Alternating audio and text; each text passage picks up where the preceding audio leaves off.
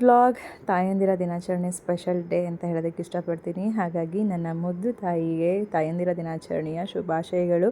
ಹಾಗೆ ನನ್ನ YouTube channel ಯಾರೆಲ್ಲ ನೋಡ್ತಾ ಇದ್ದೀರಾ, ಅದರಲ್ಲಿ ಎಷ್ಟು ಜನ ತಾಯಂದಿರಿದ್ದೀರಾ ಅವರೆಲ್ಲರಿಗೂ ಕೂಡ ತಾಯಂದಿರ ದಿನಾಚರಣೆಯ ಶುಭಾಶಯಗಳು. ಯಾಕಂದರೆ ಇವತ್ತು ನಿಮ್ಮಿಂದ ನಾವು, ನಮ್ಮಿಂದ ನಮ್ಮ ಮಕ್ಕಳು ಅನ್ನೋ ರೀತಿಯಾಗಿರುವಂಥದ್ದು. ಜೊತೆಗೆ ನನಗೆ ನನ್ನ ತಾಯಿ ತುಂಬ ಅಂದರೆ ತುಂಬಾ ಸ್ಪೆಷಲ್.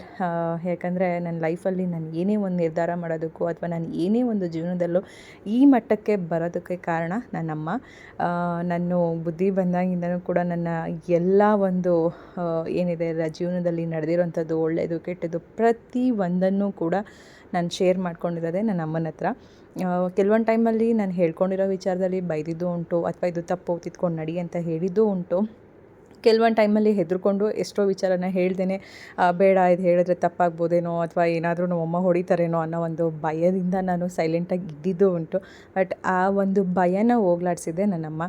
ನೀನು ಮಾಡಿದ್ದು ತಪ್ಪೋ ಸರಿನೋ, ಒಳ್ಳೆಯದೋ ಕೆಟ್ಟದ್ದೋ, ಬಟ್ ಹೇಳೋದನ್ನು ಕಲಿ. ಆ ಟೈಮಲ್ಲಿ ನಮಗೆ ಕೋಪ ಅನಿಸಿದ್ರು, ಬೇಜಾರಾದ್ರೂ, ಬಟ್ ಆಮೇಲೆ ನಾವು ಯೋಚನೆ ಮಾಡಿ ಯಾವ್ದು ಸರಿ ತಪ್ಪು ಅನ್ನೋದನ್ನು ನಿನಗೆ ನಾನು ಹೇಳ್ಕೊಡ್ತೀನಿ ಅಂತ ನನ್ನಮ್ಮ ನನಗೆ ಧೈರ್ಯ ತುಂಬಿದ್ದಕ್ಕೆ ನಾನು ಇವತ್ತು ನನ್ನ ಮಕ್ಕಳಿಗೆ ಅದನ್ನು ಹೇಳ್ಕೊಂಡು ಬಂದಿದ್ದೀನಿ. ನಾನು ನನ್ನ ಅಮ್ಮನಿಂದ ತುಂಬ ಅಂದರೆ ತುಂಬ ಕಲ್ತಿದ್ದೀನಿ. ಇವತ್ತು ಈ ಮಟ್ಟಕ್ಕೆ ನಾನು ಇರೋದಕ್ಕೆ ಅಥವಾ ನನ್ನ ಒಂದು ಜರ್ನಿ ಬರೋದಕ್ಕೆ ಕಾರಣವೇ ನಮ್ಮಮ್ಮ. ಎಷ್ಟು ಹೇಳಿದ್ರು ಸಾಲದು ಫ್ರೆಂಡ್ಸು. ಒಂದೊಂದ್ಸರಿ ಏನನ್ಸುತ್ತೆ ಅಂದರೆ ನಾನು ಕೂತ್ಕೊಂಡು ಮಾತಾಡಿದ್ರೆ ತುಂಬ ಇದೆ. ಯಾಕಂದರೆ ಪ್ರತಿಯೊಬ್ಬರಿಗೂ ಅಷ್ಟೇ ಅವರ ಜೀವನದಲ್ಲಿ ಅವರ ತಂದೆ ತಾಯಿ ತುಂಬ ಅಂದರೆ ತುಂಬಾ ಮುಖ್ಯ ಆಗಿರುತ್ತೆ. ಮತ್ತು ಪ್ರತಿಯೊಬ್ಬರಿಗೂ ಅವರ ಅಪ್ಪ ಅಮ್ಮ ತುಂಬ ಇಂಪಾರ್ಟೆಂಟ್ ಆಗಿರ್ತಾರೆ. ಕೆಲವೊಂದನ್ನು ಹೇಳ್ಕೊಳ್ಳೋದಕ್ಕೆ ಅಸಾಧ್ಯ. ಬಟ್ ನಮ್ಮ ಫ್ಯಾಮಿಲಿಯಲ್ಲಿ ಇಷ್ಟು ಒಂದು ಲೆವೆಲ್ಲಿಗೆ ತರೋದಕ್ಕೆ ಕಾರಣವೇ ಅಮ್ಮ. ಯಾಕಂದರೆ ಅವರು ಕಷ್ಟಪಟ್ಟಿಲ್ಲ, ಅವರು ಒಂದು ಕಾಲದಲ್ಲಿ ಗಾರ್ಮೆಂಟ್ಸ್ಗೆ ಹೋಗಿ ದುಡ್ದಿಲ್ಲ ಅಂತ ಅಂದಿದ್ದಿದ್ರೆ, ಅವರು ನನ್ನ ಮಕ್ಕಳಿಗಾಗಿ ನಾನು ಮಾಡಬೇಕು ಅಂತ ಅವರೆಲ್ಲೋ ಒಂದು ಕಡೆ ಕಷ್ಟಪಡದೆ ಹೋಗಿದ್ದಿದ್ರೆ ನಾವು ಇವತ್ತು ಈ ಲೆವೆಲಿಗೆ ಬರ್ತಾ ಇರಲಿಲ್ಲ.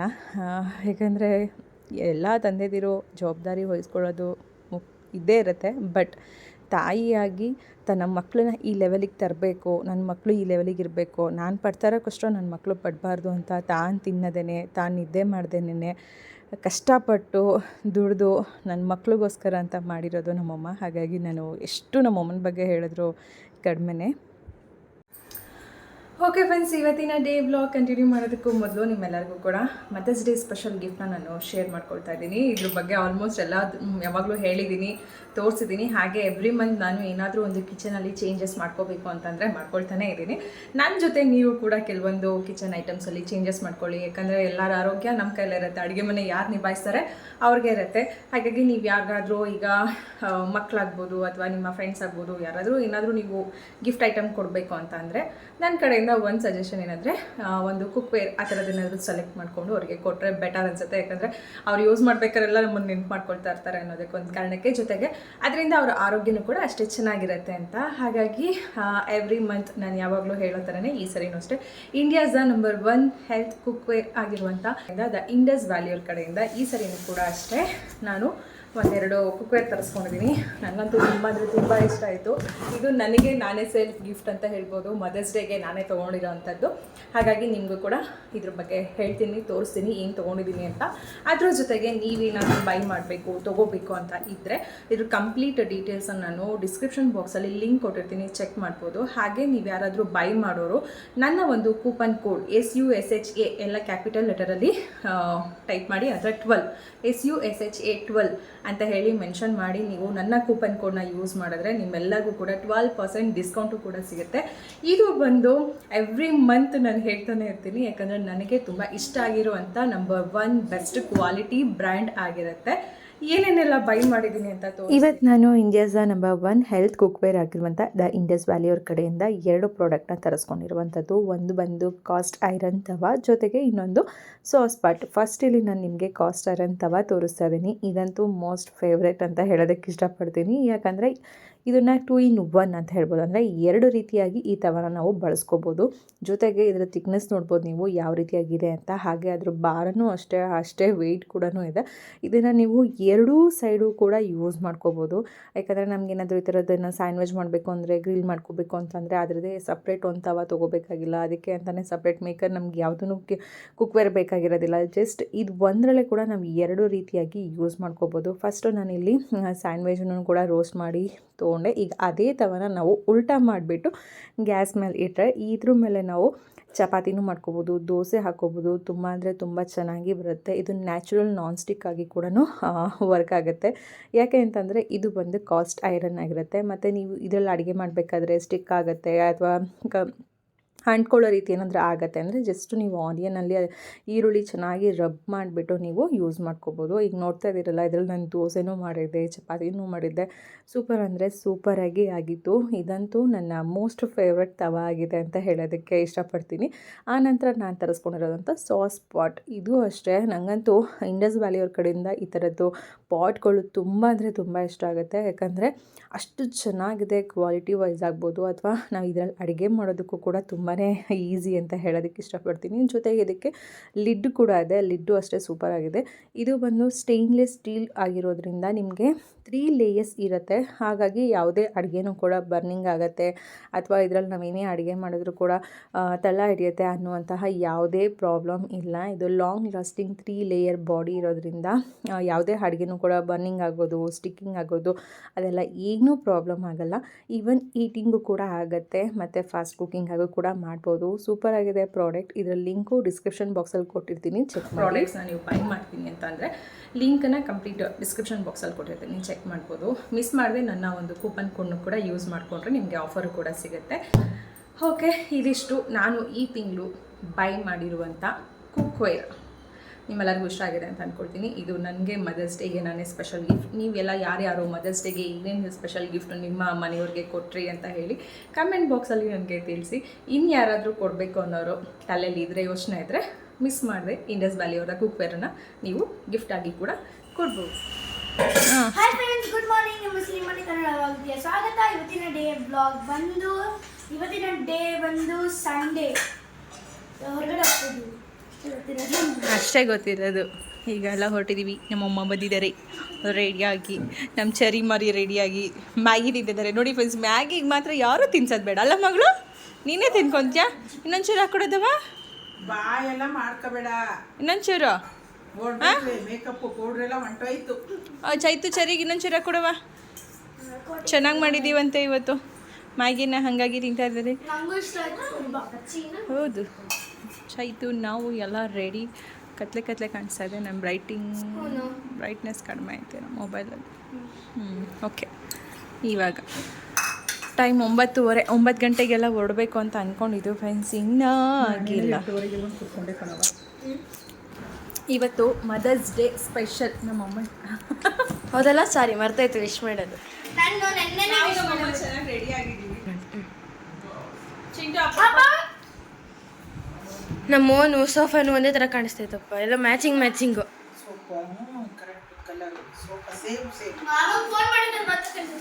ಮಾಡ್ತೀವಿ ಇವಾಗ. ಸ್ಮೈಲ್ ಫೋಟೋ ತಕ್ಕೋತೀವಿ ನಂದು ಈ ಅಂತ. ಓಕೆ, ಹೊರಟು ಎಲ್ಲ. ಹೌದಲ್ವಾ? ಹೌದು, ಹೊರಟ್ವಿ ಎಲ್ಲರೂ ಹೊರಟ್ವಿ. ನಮಗೆ ಆ ಚಿಕ್ಕ ಬ್ಯಾಗೆಲ್ಲ ಸಾಕಾಗಲ್ಲ. ಅದೇನು ಒಬ್ಬೊಬ್ರಿಗೆ ಹಾಕೊಳ್ಳೋಣ, ನಮಗೆ 3 ಜನ ಹಾಕೊಂಡು ಹೋಗ್ಬೇಕು ಎಲ್ಲೋದ್ರು. ಕೆಲಸ ಇಲ್ಲ.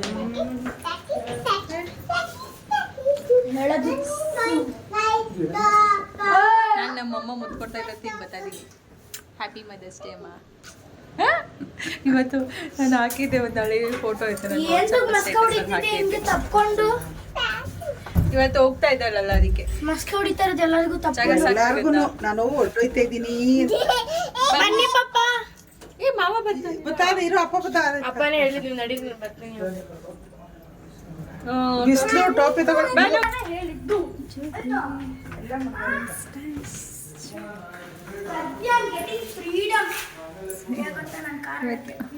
ಹೊಸ ಸ್ವಲ್ಪ ಇದು ಅಕ್ಕಿ ಎಷ್ಟು ಚೆನ್ನಾಗಿ ಗೊತ್ತಮ್ಮ. ಒಂಚೂರು ಭಾರ ಇಲ್ಲ ಅಮ್ಮ, ಮತ್ತೆ ಇಷ್ಟು ದೊಡ್ಡದಾಗಿ ಕಾಣಿಸುತ್ತೆ, ಬಟ್ ಒಂದು ಸ್ವಲ್ಪನೂ ಭಾರ ಇಲ್ಲ. ಸಖತ್ತಾಗಿದೆ, ಸಾಫ್ಟ್ ಆಗಿದೆ, ಒಳ್ಳೆ ಸಾಫ್ಟ್ ಆಗಿದೆ ಗೊತ್ತಾ. ಅದಕ್ಕೆ ತಗೊಂಡೆ, ಮತ್ತೆ ಸಿಗೋದಿಲ್ಲ ಅಂತ ಅಂದ್ಬಿಟ್ಟು. ಇದು ಲಾಸ್ಟ್ ಟೈಮ್ ತಗೊಂಡಿದ್ದು, ಈ ಸತಿ ಇಲ್ವೇ ಇಲ್ಲ ಇದು ಪೀಸ್. ಏನು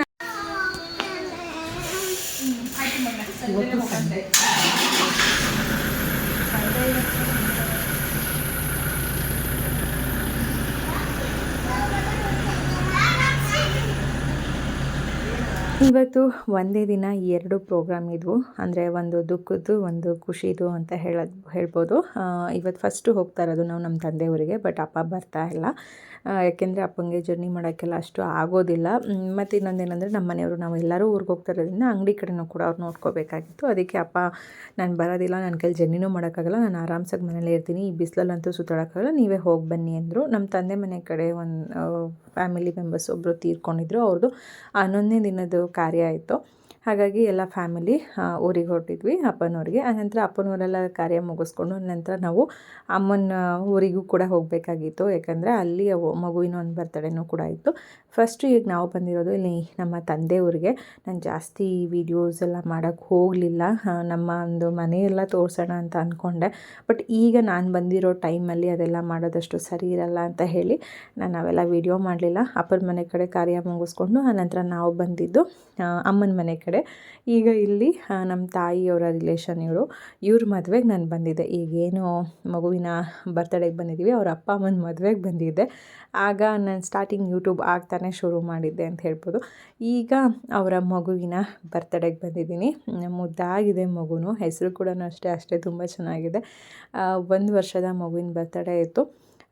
ಒಂಥರ ನೋಡೋದಕ್ಕೆ ಮಕ್ಳುಗಳನ್ನ ಮುದ್ದಾಗಿರ್ತಾರೆ ಚಿಕ್ಕದ್ರಲ್ಲಿ. ಬೆಳೀತಾ ಎಷ್ಟು ಬೇಗ ಮಕ್ಕಳು ದೊಡ್ಡವರಾದ್ರು ಅನಿಸ್ಬಿಡುತ್ತೆ. ನನಗಂತೂ ನನ್ನ ಮಗಳಂತೂ ಗೊತ್ತೇ ಆಗ್ತಿಲ್ಲ ಎಷ್ಟು ಬೇಗ ದೊಡ್ಡದಾಯಿತು, ಎಷ್ಟು ಬೇಗ ಅಲ್ಲೇ ಇಷ್ಟು ದೊಡ್ಡ ಮಗಳು ಆಗಿಬಿಟ್ಲು ಅಂತ. ನನಗೆ ಈ ಥರ ಚಿಕ್ಕ ಮಕ್ಕಳು ನೋಡಿದಾಗೆಲ್ಲ ನನಗೆ ನನ್ನ ಮಗಳು ಈ ರೀತಿ ಮಗುವಾಗಿದ್ದಿದ್ದು ನೆನಪಾಗ್ತಾ ಇರುತ್ತೆ. ಬಟ್ ಆ ದಿನ ಮತ್ತೆ ನಮಗೆ ಸಿಗೋದಿಲ್ಲ. ಒಂದು ಮದರ್ಹುಡ್ ಅನ್ನೋದು ಏನಿದೆ, ಒಂದು ತಾಯ್ತನ ಮಗುವಿನ ಜೊತೆ ಕಳೆಯೋದು, ಅದನ್ನು ತುಂಬ ಅಂದರೆ ತುಂಬ ಇಂಪಾರ್ಟೆಂಟ್ ಫ್ರೆಂಡ್ಸ್. ಈ ಟೈಮಲ್ಲಿ ನಾವು ಮಕ್ಕಳಿಗೆ ಎಷ್ಟು ಟೈಮ್ ಕೊಡ್ತೀವೋ ಅದು ಮೋಸ್ಟ್ ಇಂಪಾರ್ಟೆಂಟ್ ಇನ್ ಲೈಫ್ ಅಂತ ಹೇಳ್ಬೋದು. ಏಕೆಂದರೆ ಮಕ್ಕಳು ಬೆಳೀತಾ ಅವ್ರು ಇಂಡಿಪೆಂಡೆಂಟ್ ಆಗಿ ಹೋಗ್ತಾರೆ. ಅವರಾಯಿತು, ಅವ್ರ ಕೆಲಸ ಆಯಿತು ಅಥವಾ ಓದೋದಾಗ್ಬೋದು, ಆ ಥರದ್ರಲ್ಲಿ ಅವರು ಕಂಪ್ಲೀಟ್ ಚೇಂಜಸ್ ಆಗಿಬಿಡ್ತಾರೆ. ಈಗ ಏನು ಟೈಮ್ ಸಿಗುತ್ತೆ ಈ ಟೈಮ್ನ ಮಿಸ್ ಮಾಡದೆ ನಾವು ಮಕ್ಕಳ ಜೊತೆ ಕಳಿಬೇಕು. ನನಗಂತೂ ಮಗು ನೋಡಿ ತುಂಬ ಖುಷಿ ಆಯಿತು. ಮುದ್ದಾಗಿ ಕ್ಯೂಟಾಗಿದ್ದರು. ಅಂದರೆ ಈಗಂತೂ ಈ ಬಿಸಿಲು ಸೆಕೆಯಲ್ಲಿ ಮಕ್ಕಳು ಬಟ್ಟೆ ಒಂಥರ ಏನು ಮಾಡ್ರನ್ನಾಗಿ ಬಟ್ಟೆಗಳೆಲ್ಲ ಹಾಕೋಕ್ಕಾಗಲ್ಲ, ತಡಿಯೋಕ್ಕಾಗಲ್ಲ. ಹಂಗೂ ಅವ್ರ ಅಮ್ಮ ಮಗಳು ಇಬ್ಬರು ಪೇರ್ ಮಾಡ್ಕೊಂಡಿದ್ರಂತೆ. ಬಟ್ ಮಗುಗೆ ಸೆಕೆಗೆ ತುಂಬ ಹಿಂಸೆ ಆಗಿ ಮಗು ಹಾಕ್ಕೊಂಡಿಲ್ಲ. ನಾರ್ಮಲಾಗಿ ಒಂದು ಕಾಟನ್ ಡ್ರೆಸ್ ಬೆಸ್ಟ್ ಅದೇ ಅನಿಸುತ್ತೆ ನನಗೆ. ಅಂದರೆ ಈ ಸಮ್ಮರಲ್ಲಿ ಮಕ್ಕಳಿಗೆ ಫಂಕ್ಷನ್ಸ್ ಮಾಡೋದು, ಅದರಲ್ಲಂತೂ ಚಿಕ್ಕ ಮಕ್ಕಳು ಫಂಕ್ಷನ್ಸ್ ಮಾಡೋದು ತುಂಬ ಕಷ್ಟ. ಹೇಗೋ ಒಟ್ಟಿನಲ್ಲಿ ಮಕ್ಕಳು ಅಳದೆ ನಗ್ನಗ್ತಾಯಿದ್ರೆ ಏನು ಬೇಕಾದ್ರೂ ಮಾಡ್ಬೋದು. ಆ ಥರ ಅಂತೂ ಕಷ್ಟ. ಇಲ್ಲಂತೂ ನಮ್ಮ ಚರಿಮರಿಗೆ ಬಲೂನ್ಸು ಅಲ್ಲಿರೋದೇನಾದರೂ ನೋಡಿದ್ರೆ ಬೇಕು ಅಂತಾಯಿತು. ನಮ್ಮ ಚೈತು ಬಲೂನ್ಸ್ ಎಲ್ಲ ತೆಗೆದುಕೊಟ್ಲು. ಇದೇ ಮುದ್ದಾದ ಮಗು ಕನಿಷ್ಕಾ ಅಂತ. ನಿಮ್ಮೆಲ್ಲರ ಒಂದು ಒಳ್ಳೆಯ ಆರೈಕೆ ವಿಶಸ್ ಮಗು ಮೇಲೆ ಇರಲಿ. ಸದಾ ಮಗು ನಗ್ನಗ್ತಾ ಖುಷಿಯಾಗಿರಲಿ ಅಂತ ಇಷ್ಟಪಡ್ತೀನಿ. ಮಾಡವ ನೀನು ಓ ಹಾಲು ಕುಡಿದೆಯಲ್ಲವ, ಚೂರು ಹಾಲು ಚೂರು ಕೊಡವ.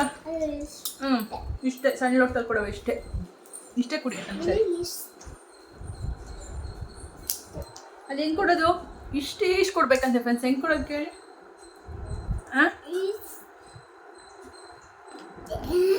ಈಗ ಬೆಳಗ್ಗೆ ಎದ್ದು ನಾವು ಮಗಳು ಏನು ತಿಂತಾ ಇದೀವವ? ಏನು ಪಿಸ್ತಾ? ನಿಂಗೆ ಇಷ್ಟ ಪಿಸ್ತಾ? ಬೆಳಗ್ಗೆ ಒಂದು ಪಿಸ್ತಾ ತಿಂತಾರೆ. ಬಾದಾಮಿ ತಿನ್ಬೇಕು ಎಲ್ಲರೂ.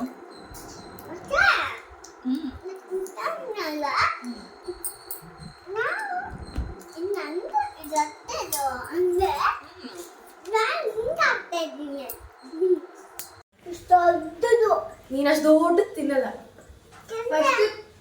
ಮಮ್ಮ ಐ ಮೀನ್ ಚರಿ ಫಸ್ಟ್ ನೀ 2 ತಿನ್ನು, ಆಮೇಲೆ ಅಕ್ಕ ನೀನು ತಿಂತೀಯ.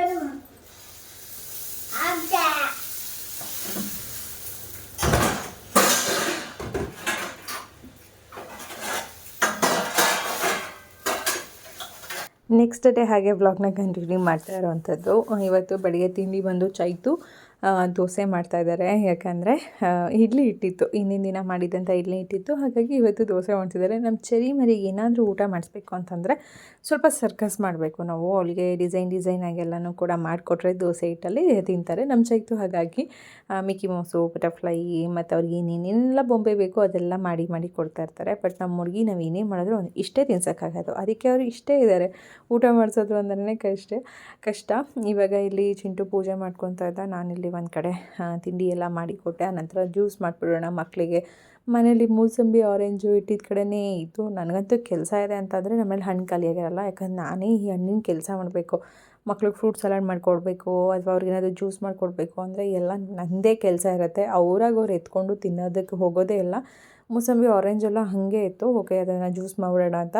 ಇದು ನಾನು ಅಮೆಝಾನಲ್ಲಿ ಹೊಸ್ದಾಗಿ ತರಿಸ್ಕೊಂಡಿದ್ದೆ. ನೋಡೋಣ ಹೇಗೆ ವರ್ಕ್ ಆಗುತ್ತೆ ಅಂತ. ಏನೇ ಒಂದು ಮನೆಗೆ ಹೊಸದು ಬಂತು ಅಂದರೆ ಅದೊಂದು ಪ್ರಯೋಗ ಮಾಡಬೇಕಲ್ಲ, ಹಾಗಾಗಿ ಮಾಡ್ತಾಯಿದ್ದೆ. ಚೆನ್ನಾಗಿದೆ. ಇದರಲ್ಲಿ ಪೊಮೊಗ್ರನೇಟ್ ಜ್ಯೂಸು ಕೂಡ ಮಾಡ್ಕೋಬೋದು ಮತ್ತು ಮೂಸಂಬಿ ಜ್ಯೂಸ್ ಇದೆಲ್ಲ ಮಾಡ್ಕೋಬೋದು. ಬಟ್ ಏನಂದರೆ ಆ ಪಲ್ಪಲ್ಲಿರುವಂಥದ್ದು ಸ್ವಲ್ಪ ಹಾಗಾಗಿ ಜಾಸ್ತಿ ಕ್ವಾಂಟಿಟಿ ಅದೆಲ್ಲ ಹಾಗೆ ಬಂದುಬಿಡುತ್ತೆ, ಕ್ವೀಸ್ ಆಗಿಬಿಟ್ಟು. ಫಸ್ಟ್ ಯಾರು ಕುಡಿತಾರೆ? ಚರಿ ಮರಿದು ಮ್ಯಾಚಿಂಗ್ ಆಗಿದೆ. ಫಸ್ಟು ಚೆಲ್ಕೊಂಡ್ಬಿಡ್ತಾಳೆ ಬಿಡಮ್ಮ, ಹೇಳ್ಬಿಡ.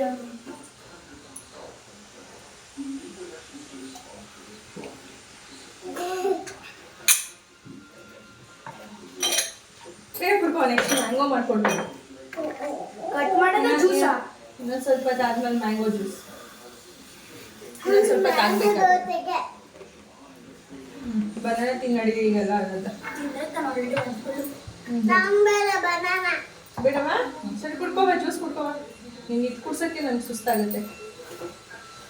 ಪಟ ಪಟ ಪಟ ಪಟ. ಗುಡ್ ಗುಡ್ ಗುಡ್ ಗುಡ್, ಸರಿ ಗುಡ್. ನಾನು ಕಾಣಿಸ್ತಲ್ಲ, ಹಿಂಗೆ ಕುತ್ಕೊಂತೀನಿ. ನಾನು ಸರಿ ಇಷ್ಟಿದೆ ನಾ ಚೂರು ಕುಡ್ಕೊಂಬಿಡು. ಅದು ಬರೋದಿಲ್ಲ, ಕೊಡಿ. ಬೀಜ ಸಪ್ರೇಟ್ ಹೋಗುತ್ತೆ.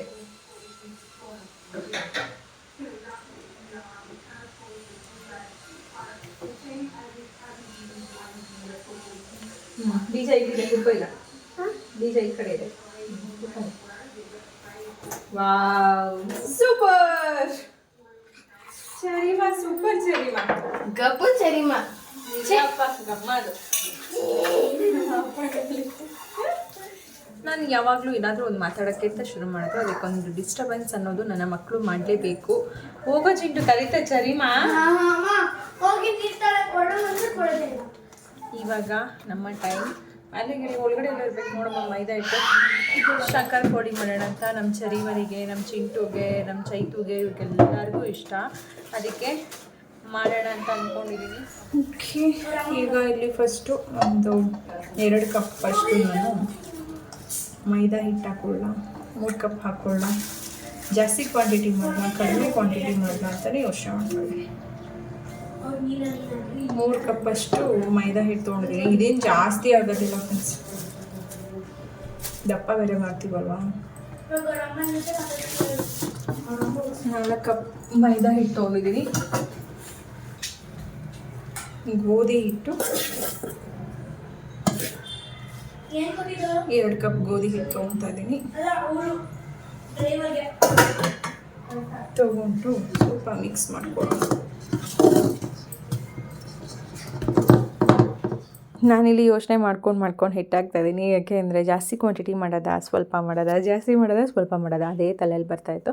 ಬಟ್ ಫೈನಲಿ ಮಾಡಿದ್ರೆ ಮಕ್ಕಳು ಎಲ್ಲರೂ ತಿಂತಾರೆ ಇಷ್ಟಪಟ್ಟು ಅಂತ ಹೇಳಿ ಸ್ವಲ್ಪ ಜಾಸ್ತಿ ಕ್ವಾಂಟಿಟಿನೇ ಆಮೇಲೆ ಶುರು ಮಾಡಿದೆ. ಇಲ್ಲಿ ನಾನು 4 ಕಪ್ಪು ಮೈದಾ ಹಿಟ್ಟಿಗೆ 2 ಕಪ್ಪಷ್ಟು ಗೋಧಿ ಹಿಟ್ಟು ತೊಗೊಂಡಿದ್ದೀನಿ. ನೀವು ಇದನ್ನು ಉಲ್ಟಾ ಬೇಕಾದ್ರೂ ಮಾಡ್ಕೋಬೋದು. 4 ಕಪ್ ಗೋಧಿ ಹಿಟ್ಟು ತೊಗೊಂಡು 2 ಕಪ್ ಮೈದಾನೂ ತೊಗೋಬೋದು. ಬಟ್ ಕೆಲವೊಂದು ಏನಾದರೂ ನಮಗೆ ಹೊರಗಡೆ ನಾವು ತಿಂತೀವಿ ಅಂತಂದರೆ ಅದೇ ಟೇಸ್ಟ್ ಬರಬೇಕು ಅಂದರೆ ನಾವು ಅವ್ರ ಥರನೇ ಫಾಲೋ ಅಪ್ ಮಾಡಿದ್ರೆ ಮಾತ್ರ ಬರುತ್ತೆ. ಹಾಗಾಗಿ ನಾನಿಲ್ಲಿ ಮೈದಾ ಮತ್ತು ಗೋಧಿ ಹಿಟ್ಟು 2 ಮಿಕ್ಸ್ ಮಾಡ್ಕೊಂಡಿದ್ದೀನಿ. ಆನಂತರ ಇಲ್ಲಿ ಆ ಬೌಲಲ್ಲಿ 3 ಕಪ್ಪು, ನೀವು ಯಾವುದು ಬೌಲ್ ತೊಗೊತೀರಾ ಅದರಲ್ಲಿ ನೀವು ಮೈದಾ ಮತ್ತು ಗೋಧಿ 2 ಸೇರಿಸಿ ನನಗೆ 6 ಕಪ್ಪಷ್ಟು ಇಲ್ಲಿ ಹಿಟ್ಟಾಯಿತು. ಅದಕ್ಕೆ ಅದೇ ಬೌಲಲ್ಲಿ ನಾನು 3 ಕಪ್ಪಷ್ಟು ಸಕ್ಕರೆ ತೊಗೊಂಡಿದ್ದೀನಿ. ಆ ಸಕ್ಕರೆ ತೊಗೊಂಡು ಇವಾಗ ಪೌಡ್ರ್ ಮಾಡಿ ಸೇರಿಸ್ಕೊಳ್ತಾ ಇದ್ದೀನಿ. ನೀವು ಹಾಲಲ್ಲೂ ಮಿಕ್ಸ್ ಮಾಡಿಬಿಟ್ಟು ಕೆಲವೊಬ್ಬರು ಹಾಕ್ಕೊಳ್ತಾರೆ. ಬಟ್ ನನಗೇನಂದರೆ ತುಂಬ ಈಸಿಯಾಗಿ ಟೇಸ್ಟಿಯಾಗಿ ಪಟ ಅಂತ ಅಡುಗೆಗಳಾಗಬೇಕು. ತುಂಬ ಲಾಂಗ್ ಟೈಮ್ ತೊಗೊಂಡು ಮಾಡೋದು ಅಂದರೆ ಸ್ವಲ್ಪ ಹಿಂಸೆ ಅನಿಸುತ್ತೆ. ಅದಕ್ಕೆ ಏನು ಮಾಡ್ತೀನಿ, ಶಾರ್ಟಾಗಿ ಮುಗಿಸ್ಕೊಂಡ್ಬಿಡ್ತೀನಿ. ಇವಾಗ ನೀವು ನೋಡಿದ್ರಲ್ಲ, ಫಸ್ಟು ನಾನು 4 ಕಪ್ ಮೈದಾ ಹಾಕಿದೆ. ಆನಂತರ 2 ಕಪ್ಪಷ್ಟು ಗೋಧಿ ಹಿಟ್ಟು ಹಾಕಿದ್ದೀನಿ. 3 ಕಪ್ಪಷ್ಟು ಸಕ್ಕರೆನ ಪೌಡ್ರ್ ಮಾಡಿ ಹಾಕ್ಕೊಂಡಿದ್ದೀನಿ. ಆನಂತರ ಇದಕ್ಕೆ ಸ್ವಲ್ಪ ಏಲಕ್ಕಿ ಪುಡಿ, ಜೊತೆಗೆ ನಾನಿಲ್ಲಿ ಬೇಕಿಂಗ್ ಸೋಡಾ ಅಂದರೆ ಅಡುಗೆ ಸೋಡಾನು ಕೂಡ ಇಲ್ಲಿ ಒಂದು 1/4 ಟೀ ಸ್ಪೂನಷ್ಟು ಬಳಸಿದ್ದೀನಿ. ಆನಂತರ ಸ್ವಲ್ಪ ಉಪ್ಪು, ಚಿಟಿಕೆ ಉಪ್ಪು ಅಂತ ಹೇಳ್ತಾರಲ್ಲ, ಆ ಉಪ್ಪನ್ನು ಕೂಡ ಆ್ಯಡ್ ಮಾಡ್ಕೊಂಡಿದ್ದೀನಿ. ಯಾವುದೇ ಸ್ವೀಟಲ್ಲೂ ಸ್ವಲ್ಪ ಉಪ್ಪಿನ ಅಂಶ ಹಾಕ್ಕೊಂಡ್ರೆ ಚೆನ್ನಾಗಿರುತ್ತೆ ಅಂತ. ಇದಕ್ಕೆ ನಾನಿಲ್ಲಿ ಎಣ್ಣೆ ಮತ್ತು ತುಪ್ಪ ಎರಡನ್ನೂ ಕೂಡ ಸೇರಿಸಿ ಹಾಕ್ಕೊತಾ ಇದ್ದೀನಿ. ಇದೊಂದು ಸ್ಮಾಲ್ ಸೌಟು ಅಂದರೆ ಸ್ಮಾಲ್ ಕಪ್ ಅಂತ ಹೇಳ್ಬೋದು. ಆ ಕಪ್ಪಲ್ಲಿ 1 ಕಪ್ಪಷ್ಟು ನಾನು ತುಪ್ಪ ತೊಗೊಂಡೆ, 2 ಕಪ್ಪಷ್ಟು ನಾನು ಇಲ್ಲಿ ಎಣ್ಣೆ ತೊಗೊಂಡಿದ್ದೀನಿ. ಅಂದರೆ ಸಣ್ಣ 1/4 ಕಪ್ಪು ಬರುತ್ತೆ ನೋಡಿ ಅದರಲ್ಲಿ. ಇವಾಗ 1 ಕಪ್ಪಿಗೂ ಅದರಲ್ಲಿ ಅರ್ಧ, ಅದರಲ್ಲಿ 1/4 ಭಾಗ ಅಂತಾರಲ್ಲ ಹಾಗೆ. ಅದರಲ್ಲಿ ನಾನು ಎಣ್ಣೆ ಮತ್ತು ತುಪ್ಪನ ಎರಡನ್ನೂ ಕೂಡ ಸೇರಿಸಿ ಹಾಕ್ಕೊಂಡು ಇದನ್ನು ಚೆನ್ನಾಗಿ ಮಿಕ್ಸ್ ಮಾಡ್ಕೋಬೇಕು. ನೀವು ಸಕ್ಕರೆ ಹಾಕಿರೋದ್ರಿಂದ ಇಲ್ಲಿ ಹಾಲು ಹಾಕ್ಬಿಟ್ಟು ಮಿಕ್ಸ್ ಮಾಡ್ಕೋಬೇಕು. ನೀರು ಹಾಕಿದ್ರೂ ಮಿಕ್ಸ್ ಮಾಡ್ಕೋಬೋದು, ಬಟ್ ಒಂದು ಟೇಸ್ಟು ಗರಿ ಗರಿ ಬರಬೇಕು ಅಂತಂದರೆ ಆದಷ್ಟು ಹಾಲಲ್ಲೇ ಮಿಕ್ಸ್ ಮಾಡ್ಕೊಳ್ಳಿ. ಮತ್ತು ಸಕ್ಕರೆ ಹಾಕಿರೋದ್ರಿಂದ ಒಂದು ಸ್ವಲ್ಪ ನೀರಿನ ಅಂಶ ಜಾಸ್ತಿ ಇದಾಗಿಬಿಡುತ್ತೆ, ತುಂಬ ಹಿಟ್ಟು ತೆಳುಗಾಗೋಗ್ಬಿಡುತ್ತೆ. ಹಾಗಾಗಿ ಸ್ವಲ್ಪನೇ ಹಸಿ ಹಾಲನ್ನೇ ಹಾಕ್ಕೊಳ್ಳಿ. ಇನ್ನು ಕಾಯಿಸಿದ್ದೇ ಹಾಕಬೇಕು ಅನ್ನೋದೇನಿಲ್ಲ, ಹಸಿ ಹಾಲನ್ನೇ ಹಾಕಿಬಿಟ್ಟು ಗಟ್ಟಿಯಾಗಿ ಕಲಿಸ್ಕೋಬೇಕು. ಈ ಹಿಟ್ಟನ್ನು ನೀವು ಚಪಾತಿ ಹಿಟ್ಟಿನ ಥರ ಕಲ್ಸೋಕ್ಕಾಗೋದಿಲ್ಲ, ಅದಕ್ಕೂ ಗಟ್ಟಿಯಾಗಿರಬೇಕು. ಇದನ್ನು ನೀವು ಹೇಗೆ ಮಾಡಿದ್ರೂ ಕೂಡ ಉಂಡೆ ಆಗಬಾರ್ದು, ಅಂದರೆ ನೈಸ್ ಬಾಲ್ ಆಗಬಾರ್ದು. ಸ್ವಲ್ಪ ಗಟ್ಟಿಯಾಗಿ ಒಡ್ಕೋತಾ ಇರಬೇಕು. ಅದು ಒಡಕ್ಲೊಡಕ್ತರ ನಾವು ಹೆಂಗೆ ಮಾಡಿದ್ರೂ ಕೂಡ ಅದು ಒಡಕ್ಲು ಥರ ಆಗ್ತಾ ಇರಬೇಕು. ಅಷ್ಟು ಗಟ್ಟಿಯಾಗಿ ಇದನ್ನು ಸ್ವಲ್ಪ ಹಾಲು ಹಾಕಿ ಮಿಕ್ಸ್ ಮಾಡಿಕೊಂಡು ಆನಂತರ ಅದರಲ್ಲಿ ಒಂದು ಪಾರ್ಟ್ ತೊಗೊಂಡು ಲಟ್ಟಿಸ್ಕೊತಾ ಇದ್ದೀನಿ ಇಲ್ಲಿ. ಇದನ್ನು ಮತ್ತೆ ನಾನು ಫೋಲ್ಡ್ ಮಾಡ್ಕೊಳ್ತೀನಿ. ಇದಕ್ಕೇನು ಮತ್ತೆ ನಾವು ಅದ್ರ ಮೇಲೆ ಎಣ್ಣೆ ಬೆಣ್ಣೆ ತುಪ್ಪ ಅವೆಲ್ಲ ಏನೂ ಸವರೋದು ಬೇಡ. ಜಸ್ಟ್ ಈ ಥರ ಲಟ್ಟಿಸ್ಕೊಂಡು ಇದನ್ನು ಮತ್ತೆ ಫೋಲ್ಡ್ ಮಾಡ್ಕೊಳ್ಳೋಣ. ಯಾಕಂದರೆ ಲೇಯರ್ ಥರ ಬರಲಿ, ಮತ್ತು ಆ ಸಾಫ್ಟ್ನೆಸ್ಸು, ಆ ಗರಿಯಾಗಿ ಬರುವಂಥದ್ದು, ಕ್ರಂಚಿಯಾಗಿ ಅದೆಲ್ಲ ಹೇಳೋದಕ್ಕಿಂತ ಅದು ತಿಂದ್ರೇ ಗೊತ್ತಾಗುತ್ತೆ ಮಾಡಿ. ಆ ರೀತಿಯಾಗಿ ಬರಬೇಕು ಅಂದರೆ ಕೆಲವೊಂದು ಫಾಲೋ ಮಾಡಬೇಕಾಗತ್ತೆ. ಅದನ್ನು ನಾನಿಲ್ಲಿ ಫಾಲೋ ಮಾಡ್ತಾಯಿದ್ದೀನಿ. ಬಟ್ ಎಲ್ಲರೂ ಒಂದನ್ನು ಮಾತ್ರ ತಲೆಯಲ್ಲಿ ನೆನ್ಪಿಟ್ಕೊಳ್ಳಿ, ಈ ಹಿಟ್ಟು ಸ್ವಲ್ಪ ಗಟ್ಟಿಯಾಗಿ ನಾವು ಮಿಕ್ಸ್ ಮಾಡ್ಕೋಬೇಕು. ಒಂಚೂರು ಬೇಕಿಂಗ್ ಸೋಡಾ ಹಾಕಿದ್ರೇ ನಿಮಗೆ ಅದು ಹೊರಗಡೆ ನಾವು ತಿಂದಾಗ ಹೇಗೆ ಸಿಗುತ್ತೋ ಅದೇ ಥರನೇ ಸಿಗುತ್ತೆ. ಜೊತೆಗೆ ಇನ್ನೊಂದು ಏನಪ್ಪ ಅಂತಂದರೆ, ನೀವು ಸಕ್ಕರೆನ ಪೌಡ್ರ್ ಮಾಡಿ ಹಾಕ್ಕೊಂಡಿರೋದ್ರಿಂದ ಅದು ತುಂಬಾ ನೀರಿನ ಅಂಶ ಬಿಟ್ಕೊಳ್ಳೋಕೆ ಶುರು ಆಗುತ್ತೆ. ಹಾಗಾಗಿ ಮಿಕ್ಸ್ ಮಾಡಬೇಕಾದ್ರೆ ಹಾಲನ್ನು ಏನು ಸೇರಿಸ್ತೀರಾ ಹುಷಾರಾಗಿ ನೋಡಿಕೊಂಡು ಸ್ವಲ್ಪನೇ ಮಿಕ್ಸ್ ಮಾಡ್ತಾ ಬನ್ನಿ. ಏನಾದರೂ ಸ್ವಲ್ಪ ಜಾಸ್ತಿ ಆಗೋಯ್ತು ಅಂದರೆ ಆವಾಗ ಮತ್ತೆ ಮೈದಾ ಹಿಟ್ಟನ್ನು ಅಥವಾ ಗೋಧಿ ಹಿಟ್ಟನ್ನು ಮತ್ತೆ ಆ್ಯಡ್ ಮಾಡ್ಕೋಬೇಕಾಗತ್ತೆ. ಹಂಗಾದರೆ ಹಾಗಾಗಿ ಸ್ವಲ್ಪ ಮಿಕ್ಸ್ ಮಾಡ್ಕೊಳ್ಳಿ. ನಂತರ ನಾನು ಲೇಯರಾಗಿ ಇವಾಗ ನೋಡಿ ಹಿಟ್ಟು ಹಾಕ್ಕೊಂಡು ಲೇಯರಾಗಿ ಅದನ್ನು ಲಟ್ಟಿಸ್ಕೊಂಡೆ. ಆನಂತರ ಇವಾಗ ನೀಟಾಗಿ ಈಕ್ವಲಾಗಿ ಲಟ್ಸ್ಕೊಂಡಿದ್ದೀನಿ. ಇವಾಗ ಅದನ್ನು ಸೈಡ್ಸ್ ಇದೆಲ್ಲ ಸ್ವಲ್ಪ ಒಡಕ್ಲು ಆದಂಗೆ ಆಗಿರುತ್ತಲ್ವ, ಹಂಗಾಗಿ ಅಷ್ಟು ಸೈಡ್ಸ್ನ ಸ್ವಲ್ಪ ಕಟ್ ಮಾಡಬೇಕಿತ್ತು. ನಾನು ಜಾಸ್ತಿನೇ ಕಟ್ ಮಾಡಿಬಿಟ್ಟಿದ್ದೀನಿ. ಕಟ್ ಮಾಡಿಕೊಂಡು ಇದನ್ನು ನಿಮ್ಗೆ ಯಾವ ರೀತಿ ಆಗಬೇಕೋ ಆ ರೀತಿ, ಯಾವ ಶೇಪಲ್ಲಿ ಬೇಕೋ ಆ ಶೇಪಲ್ಲಿ ಕಟ್ ಮಾಡಿಕೊಂಡು ಎಣ್ಣೆಯಲ್ಲಿ ಕರಿಯೋದು ಅಷ್ಟೇ. ಇದೇನು ಅಂಟ್ಕೊಳ್ಳೋದೆಲ್ಲ ಏನೂ ಇಲ್ಲ ಫ್ರೆಂಡ್ಸ್. ಸ್ವಲ್ಪ ದಪ್ಪ ಇರಬೇಕು, ತುಂಬ ಚಪಾತಿ ಥರ ತೆಳುವಾಗಂತೂ ಲಟ್ಟಿಸ್ಕೊಬೇಡಿ. ಸ್ವಲ್ಪ ದಪ್ಪ ಇಲ್ಲಿ ಎಣ್ಣೆ ಹಾಕಿದ್ಮೇಲೆ ಇದಿನ್ನೂ ಊದ್ಕೊಳ್ಳುತ್ತೆ. ಯಾಕಂದರೆ ನಾವಿಲ್ಲಿ ಸ್ವಲ್ಪ ಸೋಡಾ ಹಾಕಿರೋದ್ರಿಂದ ಅದು ಊದ್ಕೊಳ್ಳುತ್ತೆ. ಅಂತ ಮೆತ್ತಗಾಗೋದಿಲ್ಲ, ನಿಮಗೆ ಬಜ್ಜಿ ಥರ ಎಲ್ಲ ಏನೂ ಬರೋದಿಲ್ಲ. ಮತ್ತು ಇದನ್ನೇನು ಒಂದೊಂದೇ ಬಿಡಿಯಾಗಿ ಹಾಕಬೇಕು ಅನ್ನೋಂಗಿಲ್ಲ. ಜಸ್ಟ್ ನೀವು ಒಂದೇ ಸರಿಗೆ ಎಣ್ಣೆಗೆ ಹಾಕಿದ್ರೂ ಕೂಡ ಅದು ಬಿಡಿಯಾಗಿ ಆಗುತ್ತೆ. ಶಂಕರ್ ಪೋಳಿ ನನ್ನ ಮುದ್ದು ಮಗಳು ಹೆಂಗಿದ್ಯವ? ಈ ಕಡೆ ತಗೋ. ಹೆಂಗಿದ್ಯವ? ಹೆಂಗಿದೆ ಹೇಳು, ತಗೊಳ್ಳೋ. ನಾನು ಮಾಡ್ತಾ ಇದ್ದಂಗೆ ಎಲ್ಲ ಖಾಲಿ ಆಗ್ತಾಯಿದೆ ಫ್ರೆಂಡ್ಸ್. ಸೌಂಡಲ್ಲೇ ಗೊತ್ತಾಗ್ತಿದೆ ನೋಡಿ ಎಷ್ಟು ಕ್ರಿಸ್ಪಿ ಆಗಿದೆ, ಚೆನ್ನಾಗಿದೆ ಅಂತ. ಸಾಕು. ನಮ್ಮ ಚರಿ ಮರಿ ಹೇಳ್ತೆ, ಹೆಂಗಿದ್ಯವ ಮಗಳು? ಹೆಂಗಿದೆ ಹೇಳೋ, ತೋರಿಸಿಲ್ಲಿ ಆ್ಯಕ್ಷನ್ನು. ಸೂಪರ್, ಥ್ಯಾಂಕ್ ಯು ಬಂಗಾರಿ. ನನ್ನ ಮಗಳಿಗೋಸ್ಕರನೇ ಮಾಡಿದ್ದು, ತುಂಬ ಇಷ್ಟಪಟ್ಟು. ಪಾಪ ಬಿಸಿ ಇದೆ, ಇದು ತಣ್ಣೀರೋದು ಕೊಡಬೇಕು. ಎಲ್ಲ ಬಿಸಿ ಇದೆ ಮಗಳು, ತಣ್ಣಗಾಗಲಿ ಆಯಿತಾ? ಈಗ ಅಲ್ಲಿ ಬೇಯ್ತಾ ಇದೆ, ಬಿಸಿದೆ. ತಿಂತಾ ಇದೆಯವ? ಸರಿ ಮಗಳು, ಆಯಿತು ಕೊಟ್ಟೆ. ಸಣ್ಣ ಉರಿಯಲ್ಲಿ ಬೇಯಿಸ್ಬೇಕಿದು, ಇಲ್ಲಾಂದರೆ ಒಳಗಡೆ ಇಟ್ಟಿಟ್ಟು ಅಂತ ಅನಿಸ್ಬಿಡುತ್ತೆ. ಅಲ್ಲಿ ಲೇಯರ್ ಮಾಡಿರೋದಕ್ಕೆಲ್ಲ ಸ್ವಲ್ಪ ಇದು ನೋಡ್ಬೋದು, ಲೇಯರ್ ಎಲ್ಲ ಕಾಣಿಸ್ತದೆ. ಆಗ್ತಾ ಇದೆ. ಇಲ್ಲಿ ಬೇಯಿಸ್ತಾ ಇದ್ದೀನಿ ಒಂದು ಕಡೆ ಎಲ್ಲ. ಇಲ್ಲಿ ಇಟ್ಟಿದ್ದೀನಿ. ನಮ್ಮ ಚರಿ ಮರಿಯವರು ಅದನ್ನೆಲ್ಲ ಪ್ಲೇಟಿಗೆ ಜೋಡಿಸ್ತಾ ಇದ್ದಾರೆ. ಓಕೆ ಅಲ್ಲ ಬಂಗಾರಿ? ನಮ್ಮ ಚೈತು ಚಿಂಟು ಕೂತ್ಕೊಂಡು ತಿನ್ಕೊಂಡಿದ್ದಾರೆ. ನಿದ್ದೆ ಮಾಡಿಬಿಡುತ್ತೆ ಮಗು ಅಂತ ಹೇಳಿ ಕೂರಿಸಿ ಕೆಲಸ ಕೊಟ್ಟಿದ್ದೀನಿ. ಯಾಕಂದರೆ ಈಗ ಟೈಮ್ 7:15. ಇನ್ನು 1 ಅವರ್ ಹೆಂಗಾದರೂ ಆಟ ಆಡಿಸಿ ಮಾಡಿ ಊಟ ಮಾಡಿಸಿ 8:30 ಮಲಗಿಸ್ಬಿಡೋದು. ಇನ್ನು ಬೆಳಿಗ್ಗೆ 8 ಗಂಟೆವರೆಗೂ ಎದ್ದೇಳಲ್ಲ. ಇಲ್ಲ ಅಂದರೆ ಕಷ್ಟ ನಮಗೆ. ಹಂಗೆ ಹಿಂಗೆ ಮಲ್ಕೊಂಡ್ಬಿಡುತ್ತೆ ಮುದ್ದು ಬಂಗಾರ ಅಲ್ವಾ? ಅದಕ್ಕೆ ಇವಾಗ ಪಾಪ ಒಂದು ಕೆಲಸ ಮಾಡ್ತಾ ಇದ್ದೆ ನನ್ನ ಮಗಳು ಮಾಡಿ ಅವರು, ನಾನು ಹಾಗೆ ಮಾಡಿಡ್ತೀನಿ. ಹೋಗ್ತಾ ಬರ್ತಾ ನಮ್ಮ ಬಂಗಾರಿ ತಿಂತಾ ಇರಲಿ. ಇದಿಷ್ಟು ಇವತ್ತಿನ ಡೇ ವ್ಲಾಗ್ ಆಗಿತ್ತು. ನಿಮ್ಮೆಲ್ಲರಿಗೂ ಇಷ್ಟ ಆಗಿದೆ ಅಂತ ಭಾವಿಸ್ತಾ ಮತ್ತೆ ಸಿಗೋಣ ಇನ್ನೊಂದು ವ್ಲಾಗಲ್ಲಿ. Bye friends, thank you so much for watching. Bye.